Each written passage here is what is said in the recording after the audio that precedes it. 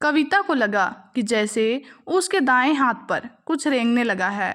इससे पहले भी उसके बगल में बैठे दर्शक का पैर 2 बार उसके बाएं घुटनों में छू गया था। उस समय तो वह इस ओर कोई ध्यान नहीं दिया, बिना बड़े ध्यान से पर्दे पर फिल्म देखती रही। अब उसे समझाते देर नहीं लगी कि यह बार बार का छू जाना अचानक नहीं है। सीट पर बैठा दर्शक शायद कविता की सह पाते ही जोश से उभर उठा। उसने अंधेरे में कविता की ओर देखा, फिर उसकी ओर झांकते हुए अपना बायां हाथ उठाकर उसके कंधों पर टिका दिया। कविता एक अजीब सी सिरहन से भर उठी, जैसे उस पर नशा चढ़ने लगा हो। कविता शादीशुदा थी, अमीर बाप की बेटी होने के बावजूद उसकी शादी के पहले की जिंदगी कीचड़ में खिले कमल की तरह साफ सुथरी थी।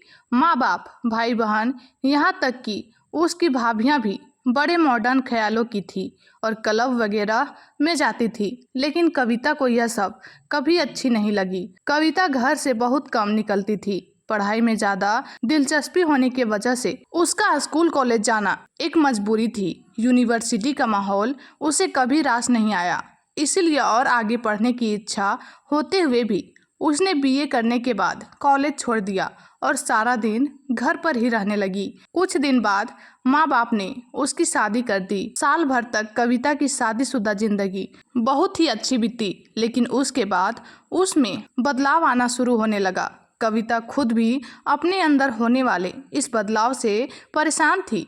कहाँ तो वह स्कूल कॉलेज के दोस्तों सहेलियों से भी बहुत कम बोलती थी, कहाँ अब शादी के बाद अचानक उसकी कामना इतनी प्रबल हो उठी कि हर समय उसका सारा बदन टीसता रहता था।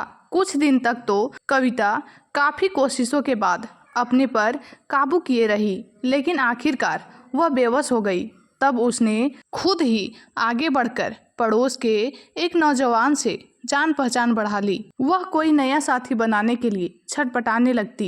एक दिन कविता के पति विवेक को इस सब की जानकारी मिली तो उसे यकीन ही नहीं हुआ, लेकिन मोहल्ले के आते जाते नौजवानों की मजाक भरी नजरें जब बार बार छेदने लगी तो उसे बर्दाश्त से बाहर हो गया। एक दिन तिल मिलाकर उसने कविता से इस बारे में पूछा तो वह रोने लगी, लेकिन उसने कुछ भी नहीं छिपाया और अपने मन की सारी बात पति को बता दी। यह सुनकर पति विवेक को गहरा धक्का तो लगा, लेकिन साथ ही उसे यह भी भरोसा था कि कविता धंधे वाली नहीं है। विवेक ने सब्र से काम लिया। कविता को प्यार से समझा बुझाकर वह सही रास्ते पर लाने की कोशिश करने लगा। कविता ने भी विवेक से वादा किया कि अब वह संबंध तोड़ लो या मुझे छोड़ दो। कविता को फैसला करने में ज्यादा देर नहीं लगी। उसने विवेक को ही छोड़ देना बेहतर समझा। वह उसी दिन अपना सामान लेकर उस घर से चली गई और अलग रहने लगी। कविता ने ढेर सारे दोस्त बना लिए थे। अब जब काम करना है उसे भी कर लो। कविता की बात सुनकर विवेक को ऐसा लगा जैसे वह अपनी ही नजरों में गिर गया हो और अब उसे वहां से बाहर निकलने का कोई रास्ता नहीं दिखाई दे रहा था।